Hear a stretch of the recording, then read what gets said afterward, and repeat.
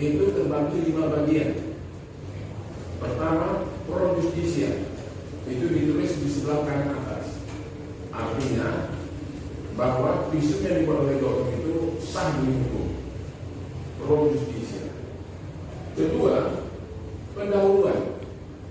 Pendahuluan di visum itu artinya isi visum pertama adalah identitas. Identitas yang membuat visum yaitu dokter, identitas yang meminta visum itu penyidik, dan identitas korban. Yang ketiga adalah pemberitaan. Pemberitaan itu adalah apa yang ditemukan dokter sebagai yang membuat visum, apa yang dilihatnya, itu yang ditulisnya. Itulah yang disebut dengan visa et reperta, lihat dan temukan. Itulah arti visa et reperta. Jadi pada bab pemberitaan ini harus bersifat objektif, tidak bisa ditambah, tidak bisa dikurangi. Jika ditambah dan dikurangi, maka akan mendapat dampak yang lain, yaitu bisa kita tahu bahwa si dokter memberikan keterangan palsu jika bab pemberitaan tadi yang secara objektif harus dibuat di visum. Yang ketiga adalah kesimpulan. Yang keempat adalah kesimpulan. Kesimpulan ini bersifat subjektif, pendapat seorang dokter yang membuat visum. Nah, subjektif artinya pendapat dokter A bisa berbeda dengan pendapat dokter B. Tetapi di bab pemberitaan tadi tidak boleh, itu bersifat objektif. Yang kelima terakhir adalah penutup. Penutup menerangkan dasar undang-undang. Nah, itu prosedur penulisan visum. Nah, pada visum ini prosedurnya belum cukup. Pertama, pro justisia sudah dibuat. Yang kedua, pendahuluan tadi, identitas. Di sini tidak disebutkan identitas dokter yang memeriksa. Seharusnya kalau biasanya, kalau mungkin yang mulia hakim dan yang dihormati Pak Jasa, biasanya dibuat pertama itu, saya yang bertangan di bawah ini, dokter memeriksa ini, kasus ini, pada hari dan jam sekian, dengan permintaan visum repertum dari penyidik. Nama penyidik ditulis. Di sini tidak ada penyidik yang ditulis. Penyidik itu dari mana? Apa pakai penyidik? Di sektor mana dia? Di sini tidak ada ditulis semua. Nah, jadi di sini saya lihat dokter yang membuat tidak ada identitasnya, penyidik tidak lengkap dibuat, yang lengkap adalah korban. Kemudian prosedur yang kedua, melakukan pemeriksaan apa yang ditemukan pada korban, luka misalnya. Nah, di sini ditulis keluhan sakit pada tulang paha kanan. Tidak secara jelas sakitnya bagaimana. Kemudian luka pada leher. Luka apa dia? Luka memar kan? Luka lecet kan? Luka bacok kan? Luka tusuk kan? Tidak dibuat di situ. Kemudian besar luka, berapa sentimeter lukanya, berapa mili lukanya, panjang dan lebar. Ini nanti bisa dinilai nanti akhirnya pada kesimpulan klasifikasi luka, apakah luka ringan atau tersangka. Nah, di sini tidak ada. Di sini hanya dibuat luka pada leher, luka pada kepala. Luka apa tidak ditahukan. Kemudian di sini mempergunakan kata-kata medis, kata-kata Latin yang seharusnya tidak boleh. Seharusnya kata-katanya kata-kata Indonesia, bahasa Indonesia yang dimengerti oleh semua pihak.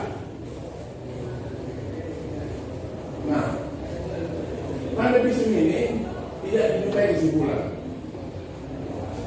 tidak ada kesimpulan dan tidak ada penutup hanya dibuat demikianlah visum dibuat. Seharusnya penutup itu demikianlah visum dibuat dengan sejujur-jujurnya, dengan pengetahuan saya, dengan berdasarkan undang-undang yang berlaku. Nah,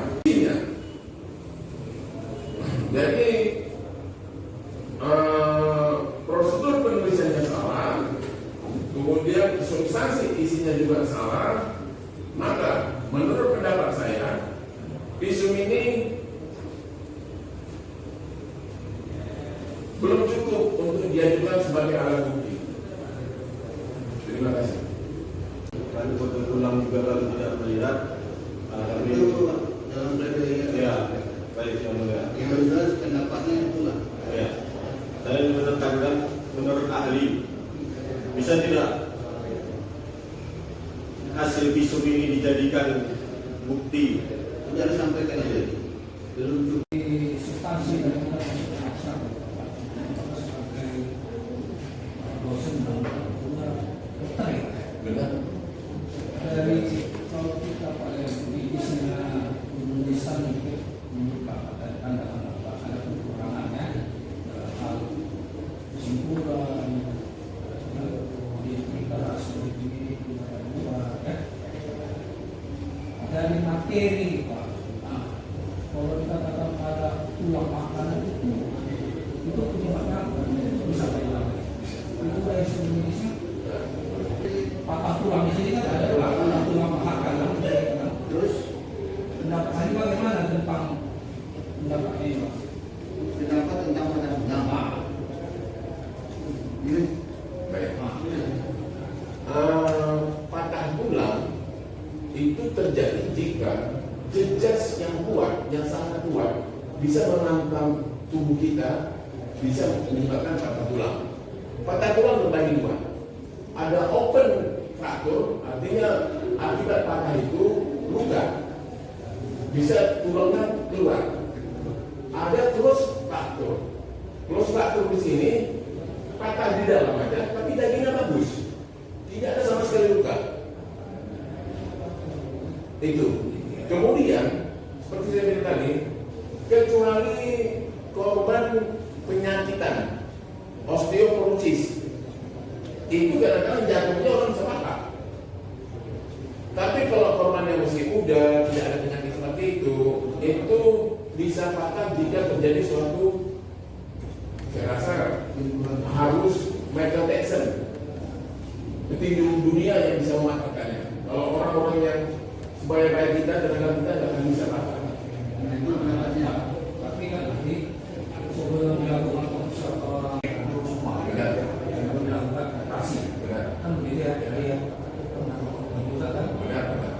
melakukan cek medical check dulu semua apakah ada gulanya penyakitnya Iya, apa segala penyakitnya kan Iya. kan begitu. Benar. Tapi kalau terjadi medical check tidak penyakit kan ditunda operasi ataupun ya menunggu netral dulu ya. Iya. Ya. Ketika ini terjadi di tanggal nanti lagi akhir Iya, tanggal 6. tanggal 6 ya operasinya KPSO. Nah, itu misalnya peraturan itu sesingkat-singkatnya kalau seseorang masih muda ada penyakitnya. Jadi ini sebenarnya boleh maaf, ini kasusnya aneh. Kenapa aneh? Karena di hasil visum tidak digambarkan adanya foto ronsen. Ada kemarin ada menjadi bawa bapaknya, cuman ketika mau diperuntukkan Seharusnya dokter yang membuat visum Mau dari mana ada? ada yang bawa apa? Bapaknya Di bawa bawahnya. Kita nggak tunjukkannya. ada yang tunjuk. Yang ditunjuk Pak, kosa. Ada tunjukkan. Ada menjadi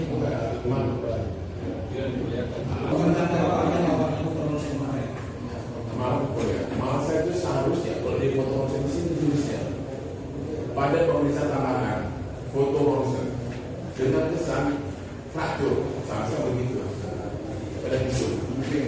Nanti